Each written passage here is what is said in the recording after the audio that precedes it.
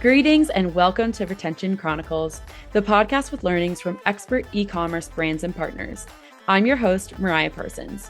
If you're here, you're either on a quest for e-commerce enlightenment or you accidentally clicked the wrong link. Either way, I am thrilled you stumbled into our corner of the internet and I hope you'll stick around. We've got pearls of wisdom for everyone, whether you're running a multi-million-dollar business or simply just starting out on your entrepreneurial journey. Before we unleash the brilliance of today's guest, let's give a shout out to our podcast sponsor, Malomo. Malomo is so much more than just another Shopify app. They're post-purchase wizards, making beautiful and branded order tracking smoother than a jazz solo, so our amazing founders, like our guests, can keep their customers happy and up to date while they track their orders. So hit that subscribe button, like it'll increase your LTV overnight, and go listen to our other episodes at gomalomo.com. That's GOMALOMO.com. Get ready for insights, chuckles, and perhaps a profound realization or two with this newest episode of Retention Chronicles.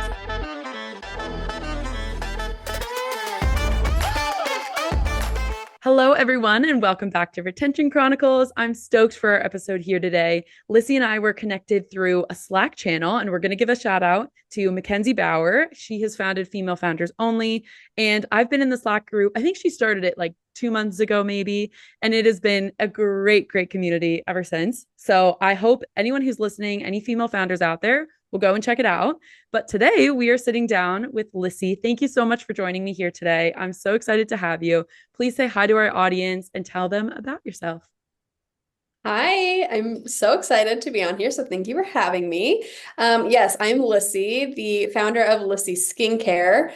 We are a acne and fungal acne safe skincare line. That's great for obviously acne prone skin. Not only is it acne safe, but it's great at treating acne.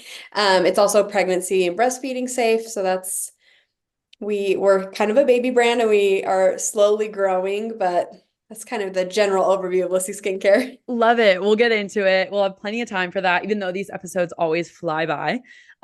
So just like for a more like educational standpoint, and I know your background is as an esthetician. So is there like an easy way to differentiate for like consumers or for our audience of like acne? Like I'm going to put the words typical acne. I don't know if that's correct. So like correct me if it's wrong. Typical acne and then like fungal acne. Like how do you, Yes. obviously, like I know they're different, but how would you kind of like describe them to the typical person who does not have a background in this? Yeah. So, your typical acne, it's going to come to a head, usually pop, go away. And that's kind of with like all types of acne, even cystic or hormonal, they eventually pop and leave your skin. And, maybe you have more coming up at the same time and you're not fully cleared up, but that individual acne is going to heal. Fungal acne is really not even acne. It's just called fungal acne, but it's actually a fungal issue on your skin. So it's an overgrowth of yeast on your skin, which is super common. So many people have it. Everyone has yeast on their skin. Sometimes you just don't have enough bacteria to fight it off, or you are triggering, you have ingredients in your skincare products that are triggering your fungal acne, or you're eating too much sugar, or there's a lot of different ways that you can get fungal acne, but it also looks very different. So it's going to be flesh colored and just like bumps, more just like texture on your skin that don't really pop. You can't usually squeeze much out of them. They don't go away and they don't react to your typical acne products. So I had fungal acne and do forever. And I would, try your typical salicylic, benzoyl peroxide, tretinoin, all of those things to try and clear it up because I didn't even realize that it was fungal acne and it just would not react the same way to your typical acne. So that's kind of the main difference there. Okay, super helpful. Thank you for that. And as I alluded to, your background is as an esthetician. So can you give us kind of the like lead up to when you, I guess we'll call it veered off, but when you decided to found Lissy Skincare, what were the moments like leading up to this? Because obviously you've struggled with this in the past of just trying to have healthy or a great ingredient skincare that you could, be confident with and that would actually help your skin. So what were like the I guess the steps leading up to it, or where's your background? Tell us Yeah. a little bit more about it. I mean, it kind of starts way back from when I was like, middle school. Probably started struggling with acne and struggled all through high school. I attempted to go to college for a semester and I loved it, nothing against that, but I realized that I wanted to go to esthetician school. Pretty much, I learned what an esthetician was. Someone had suggested esthetician school to me, and I'm like, that sounds really fun, really great. And I'm finally going to be able to clear up my acne and I can help other people clear up their acne. So I left college. I went to esthetician school and my skin was an absolute mess in esthetician school. It was all over the place. I was always the example of like every type of acne, and it was just bad. It wasn't getting any better. And then obviously we're trying so many different skincare products out. We're doing chemical peels, microneedling, so much is happening to your skin, and my skin was just not improving. And I remember I was like about to graduate, and one of my teachers was like, we need to get your acne under control or you're not going to get a job. Like that's Mm. how bad it was.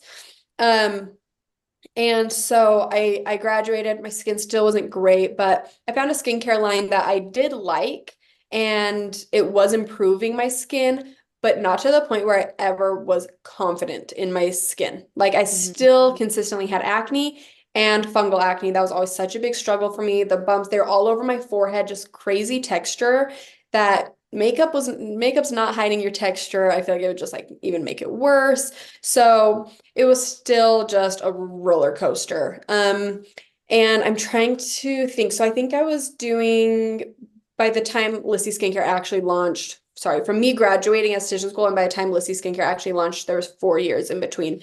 So I was doing my best to keep my own skin clear while also helping other people, like my clients. I was a solo esthetician, so I was just working for myself.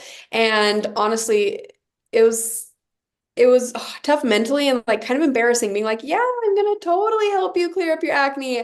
Can't fix mine though, you know? So that was kind of just like a constant battle in my head and just not feeling confident as an esthetician.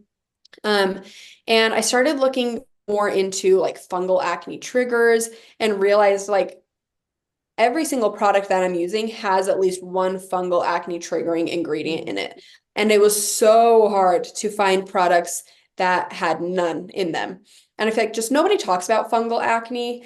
Um, and I'm like, the skincare line, I love it. They're so great. I love working with them. But like, does nobody care about us fungal acne girlies? You know, Yeah. that's how it felt. No one cares. Yeah. No one's thinking about us. Just kidding. But I was like, I just need to pretty much create an entire skincare routine with zero fungal acne triggering ingredients, or I have these bumps all over my forehead and it's humiliating. And even the line that I was using, they had a serum that they said was antifungal because it had some antifungal ingredients in it, but it also had a ton of fungal acne triggering ingredients in it as well. And I'm just like, nobody gets it. Like, unless you have fungal acne, you don't get that you can't have both in an ingredient. Like, Yeah.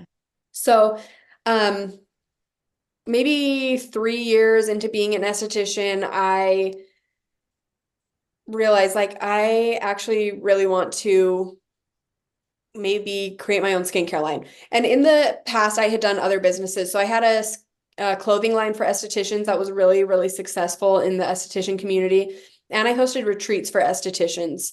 And that was also really successful. So I had done other businesses leading up. And then one day it dawned on me, I want to make my own skincare line. But that seemed literally crazy. I couldn't even say it out loud. I'm like, yeah, everyone's going to be like, good luck, you know? Yeah. Anyway, so I slowly started like kind of secretly working on it and just trying to find like a product that I actually loved that would clear up my acne. Like that was my goal. So after like years of research and product ingredient research and testing out different formulas, I landed on our Mandelic serum. And then we finally launched that Mandelic serum in 2022. And that serum literally cleared up my acne. It cleared up my fungal acne in a matter of days, like completely Whoa, gone. that's crazy. Yes. And kept all of my regular acne because I also had regular acne, cleared that up and kept it gone, which was what was so big.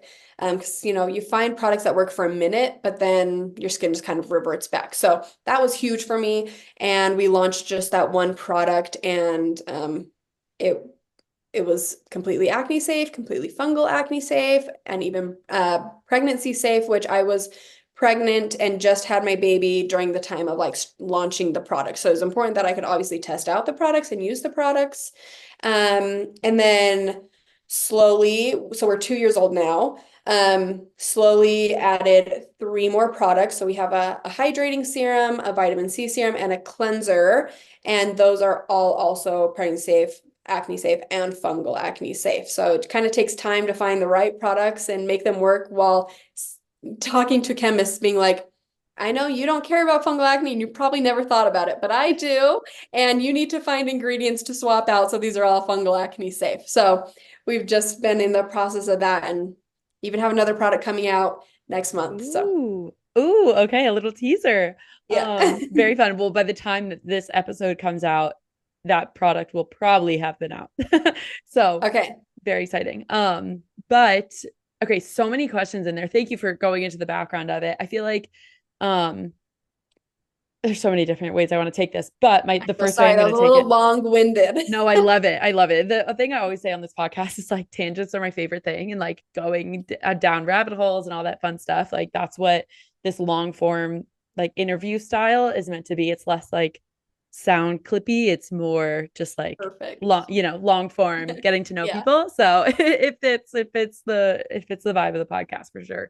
But I wanted to first ask, so when you're trying to find, and I'm going to make the assumption that there's not a ton of like products, right? Because you couldn't find them for yourself that are totally fungal safe or like totally Correct. and it sounds like antifungal is like kind of one of those ways to get around, like you were saying, it's like antifungal, but it still has triggering ingredients. So I'm gonna say Yep. like fungal safe to Yes. That's perfect. totally encompass um that it's not going to be triggering. So when you're going to these chemists being like, I want to swap out these ingredients and I want to do this product research or this product development, is it you kind of leading the forefront on that of being like, I think this ingredient could be swapped here because, this ingredient, I don't know which specific ones Yeah. are like good to use and So not, or like, how are you even approaching product development for something that's new to market and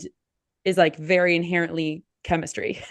yeah, so I am not going to pretend like I know anything about chemistry because I don't. And I could never do the chemist jobs with the labs that I work with. So I'm not going to even pretend. But pretty much the process is more like this is okay. So, spoiler, the product that we're coming out next month is a moisturizer. So Nice. I would say I like this type of moisturizer and maybe give them some samples. Like I really like this thickness.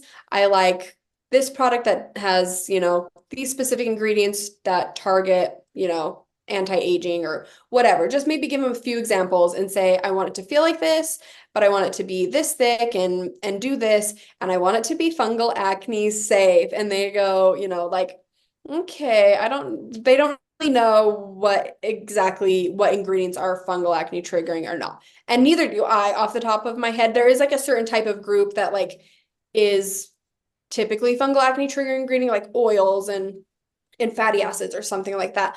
But really what I rely on and what now my chemists rely on is there's different websites where you can plug in like any skincare ingredient and it will tell you if it's fungal acne safe or not. So there's no way I would know every ingredient off the top of my head. And so I check every ingredient that is put into a product that we do. And I also give them like multiple different websites to check while they're creating the products as well. Okay, cool. That's what I anticipated. Not that yeah, you're like doing Yeah. your due diligence and doing research of Yes. once the chemists are kind of like, okay, this different combination of chemicals will get you to XYZ, Yes. product. Um, which is just funny because so my background is in neuroscience and this is a tangent. So like I was sitting in those chemistry classes being like, okay, what does X and Y like all that stuff do, which it's just funny to me, being in business now. So quite a tangent, but I definitely relate to like the experimentation of just being in a lab. And I wasn't even making new things, right? It was just like Yeah, that's completely awesome though. educational. Mhm. But so following up on that, when you're kind of like, I guess when you're thinking about launching, um, there's something else that you said around like when you're as an esthetician and you're in between, I guess, launching and um being a solo esthetician, you're having that moment of like, I'm going to be the expert, but I also am struggling to solve my own acne on my Mhm. own. And that's a very vulnerable place to be like, I am trying to wade through these waters like on my own journey, but then I'm also trying to help you on yours. And I'm going to make the assumption that that translates very well in being the founder of Lissy Skincare because you are quite literally like the consumer. Like you were the first person to try it. You said it cleared up your Yes. acne within a couple of days. And so do you feel like that I my question here is a lot of brand founders I think try and play the like should I be the face of the brand, should I not be the face of the brand, pros and cons to each side of the coin.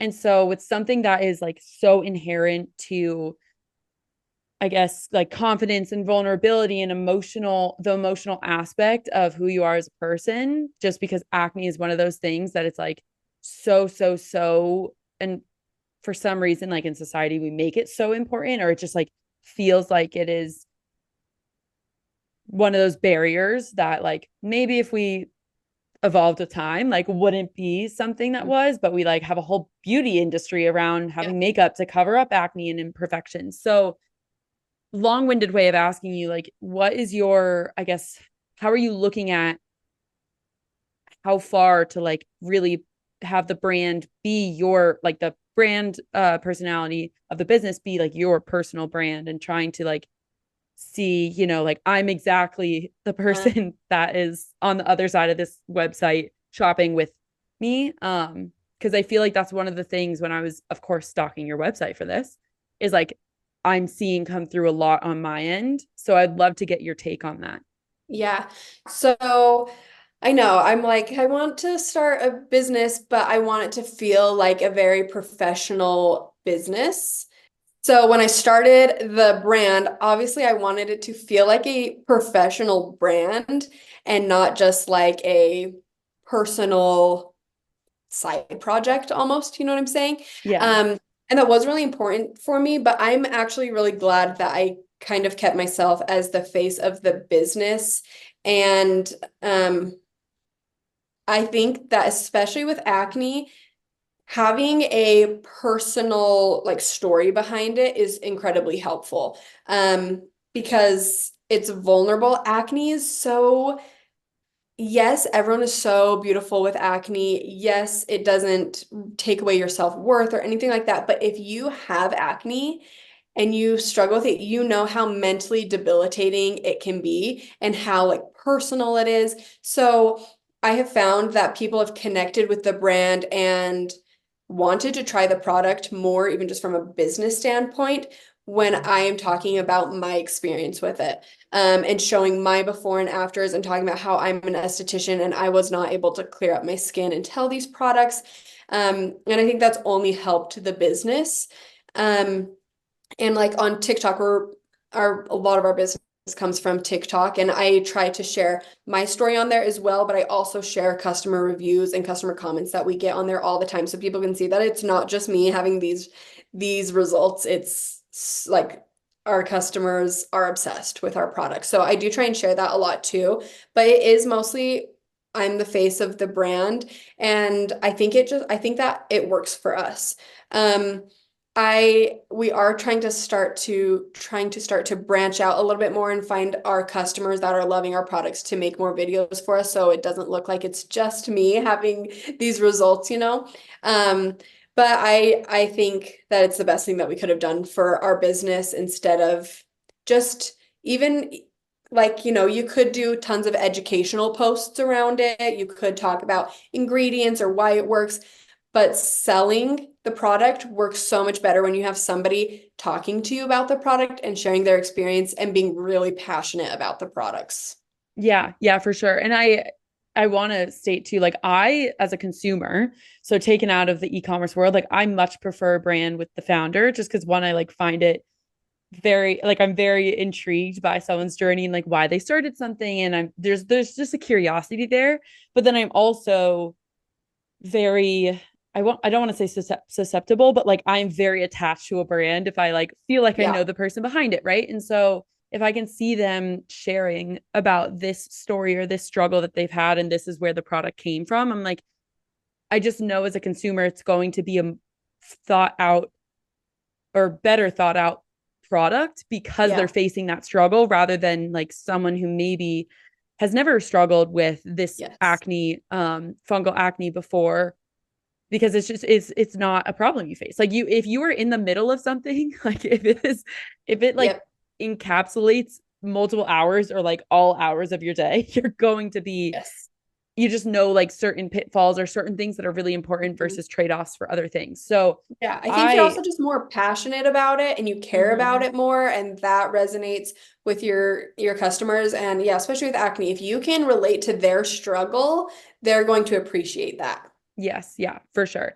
And so like I loved it when I saw like your before and after pictures on the website. I really think it lends itself to seeing like the product before and after, um, obviously. And that's like where you show those results. Because the interesting thing about e-commerce or about like new brands is you're trying to generate trust with the buyer while you're also trying to generate those like the sales themselves. And so Right. it's one of those things where it's like, okay, once you get to be one of the like staple brands or one of the house brands, you already have that like consumer trust just because of market share, Mm-hmm. and you're probably going to get the sales just because people trust you, like right, they've heard your name, Yeah. and like heard good things about you. But it's this interesting spot that when you're a younger brand, you kind of have to like you have to make sure that you're showing both sides of that. Yeah. And I'm happy you brought up that TikTok is where a lot of your sales comes from, because I feel like just the um routine economy, which I don't know if you're familiar with Recharge, but we had their SVP of marketing on, Jen Gray, and she was kind of talking about how because they're a subscription platform, like they are all of their technology is all about subscriptions. They were saying like the routine economy, or like people really want to like see what other people are doing to get like said Mhm. desired results, whether it's in like makeup or get ready with me videos or like skincare. Like there's this whole Yeah. market right now on social media that I think TikTok really sparked, because you weren't really seeing it on Instagram before. And the pandemic as well, just like people having so much time. Yeah. But I feel like your product obviously is very well situated to really appeal to people on video, like video content and UGC and reviews and all that fun stuff. So I'm not surprised to hear that you get a lot of your sales from TikTok, but it's something that we don't talk about a ton on this podcast. So I'd love to kind of hear like how you're, I guess, approaching your TikTok strategy. What are, if any, like I'm not sure because I don't sell through TikTok shop. Like what are the pros and cons? Because typically it's Shopify brands, right? They're selling that we're talking to, and they're selling a lot through their sites and through social. But because you mentioned it, I'd love to kind of get your take on, acquiring customers through TikTok. Yeah.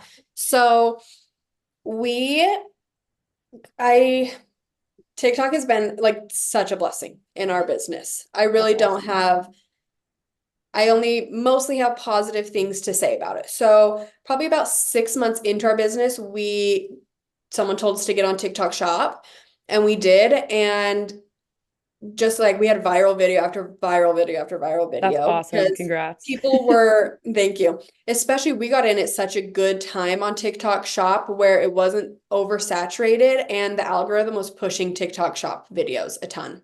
Mm, So we don't have videos go as viral and as often, but in the beginning, it really like gave us a boost. And so people were finding us through there.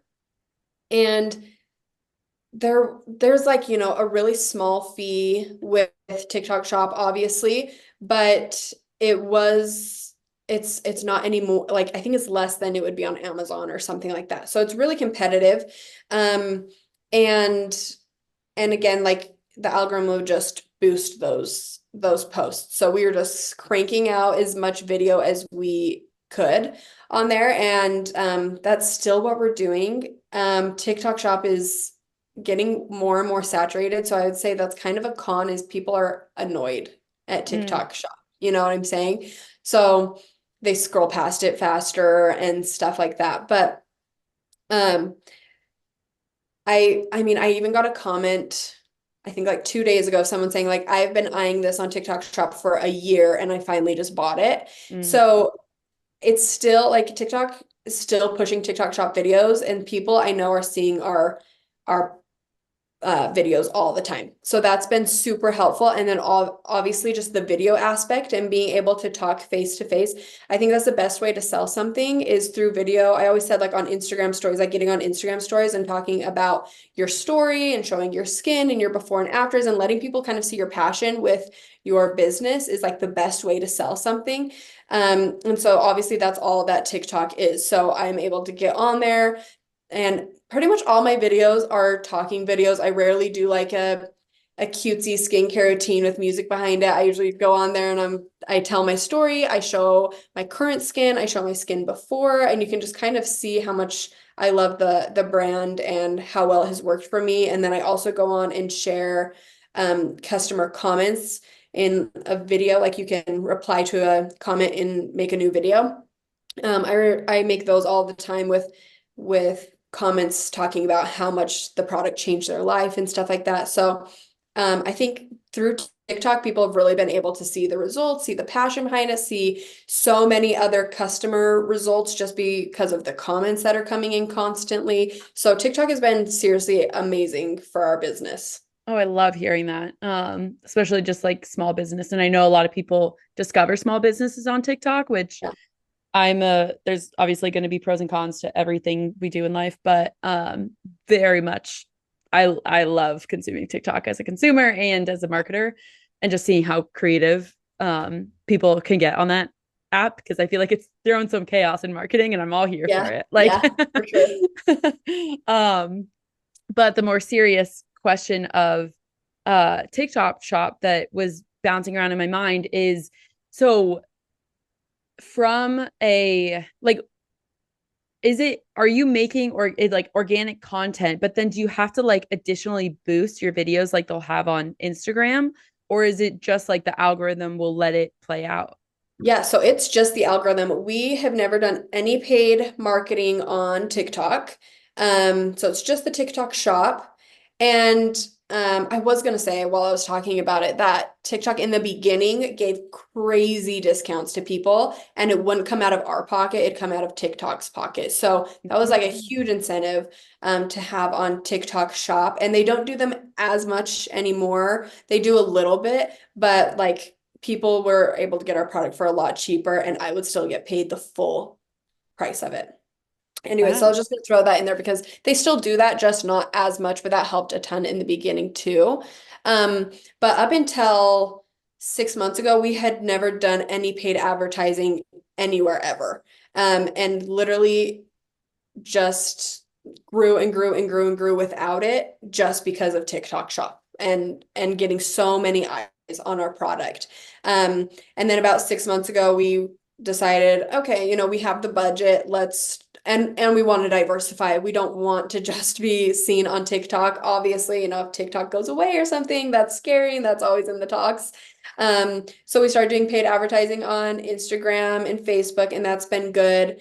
And then literally this week, we are starting to do paid ads on TikTok for our like two most viewed videos that have generated the most amount of sales. So I don't even think they're live yet, but we're going to start that this week and see how they do. But up until this point, and not that we need to, we just now have the budget, thankfully, to just throw money at advertising and see what works and see what helps. So we'll see how that works on TikTok. I'm hoping it goes really good though.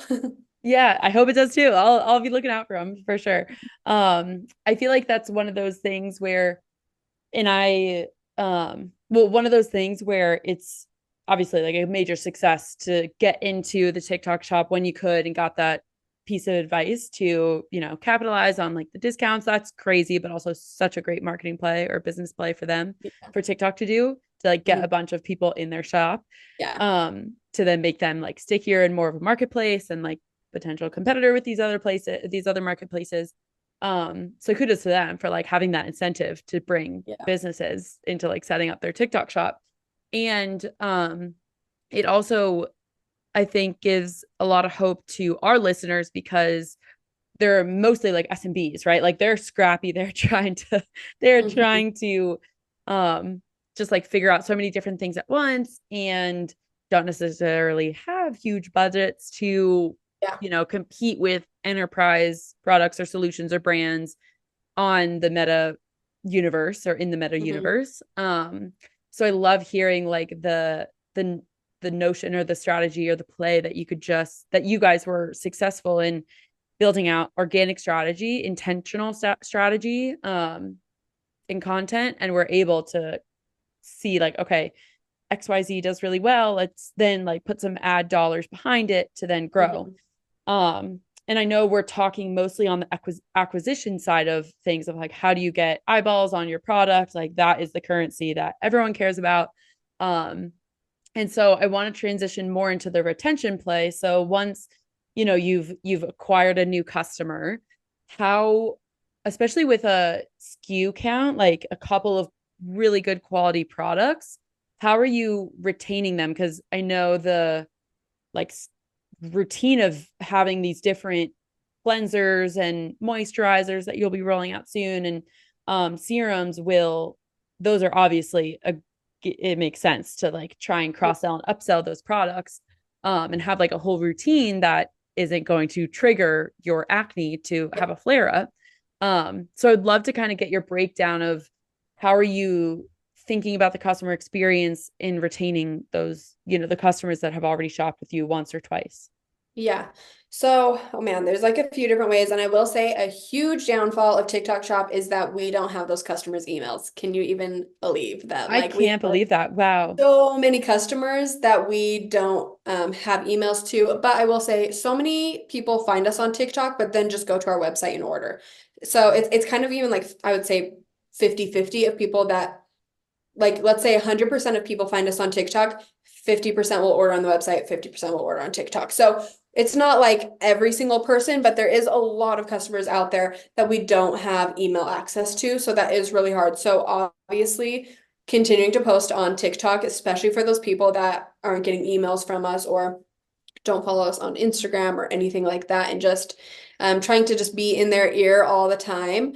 Um, and we mainly talk about like our hero product, which is our Mandelic serum on TikTok, but we have found that people love that product so much and see such amazing results with it that they eventually turn around and get our other products as well. Hmm. Um, we also obviously have like an email flow. If they haven't purchased, it puts them into a flow with like education or reminding them what's in their cart. If they do purchase, they're in a series that talks about how to use the product. It sends them an email after a couple months saying like it's time to reorder, stuff like that. Um, we also are subscription based. Well, they can choose to subscribe to our products for all of them. And that's been really, really helpful too, I think, to retain those customers. And one thing about skincare, it's really great because they run out and they have to Hmm. buy more. You know what I'm Yep. saying? So it kind of does its job almost on its own too, especially if they like the product and it cleared up their acne, they're going to come back. Because if Yeah. you find something that clears up your acne, you're not going to let it go. You know what I'm saying? So that's actually something that's really nice with our brand is it's not a one-time buy. People usually come back and buy again, and then they'll buy the other products and try those out, and then they're loving all the products and they eventually subscribe. So that's obviously maybe niche to our line. But we do have, obviously just like the email flows and text flows and social media as well. Yeah, no, that's a great point that, if you have a product that gets results and it's Mhm. something that is so like inherently close to a problem that you're trying to solve, like you're going to come back as long as you Yeah. don't, like have any further issues with it. Yes. Um, so I love that that's kind of part of your approach of knowing like, okay, maybe you can't guarantee anything, right? But you can have a little bit more confidence, let's call it, Yeah. of, we'll have X amount of people return if it's solving this problem for them. And then you have, your more, we'll call them like table stakes, or, your more expected retention plays like um, email and social and customer experience and everything like that. And this is one of the things that I have seen with my area of expertise being in order tracking and branded order tracking specifically is people really, really, really will listen if you are in tune with your customers. And so for you to know like, okay, this product I have confidence in that it'll solve your current acne struggles. So if you can say that to someone, the product can speak for itself and its retention. And as long as you don't mess up the customer experience Right. and it's not a bad one, then they'll come Yes. back. Like the only reason I've 100%. seen that people, if they love a product, won't go back and shop with them is if they have a terrible customer experience. Yes. Um, and so I'd love Yeah. to chat about like that. Like, how are you thinking about the customer experience and layering the intentionality of like, okay, this product is meant for you. Um, and like the product creation is super intentional. How are you then mirroring that in the customer experience? That's Big a question. I know it's a that's a loaded big one. question. And I'm like, this is probably something I should work on is how can I make the customer experience better? Because I'm That like, can be yeah, your answer, right? Like we are all about learning here. I know. I'm like, we have really great customer service, and my team That's is the biggest really thing. great at So what? that's the biggest thing about the customer experience is the support, Yeah. without a Yes. doubt. Yeah. So I love my team, and they're really great about making sure we help the customer, getting them what they need. If there's a little spill in the product when they get it, we send them a new one right away, and we just try to make everything really easy and make them happy. I think that's the biggest thing is just making our customers happy. Other than that, I'm like, You're like, maybe what that's a else note can I for me do to to look make them into. happier? I should probably work on that. No, I love that. We can take it. We can take it. It's okay because I'm so impressed with how you know everything about like every single facet of your business. And obviously you should because you're the founder, but it's just impressive to me knowing that your background isn't in business. And I very much relate to that. So Yeah, I'm like, even you sent over the questions that you were possibly going to ask me, and I'm like, I feel like I don't know anything about business. see, And that I'm is like, so funny and so relatable.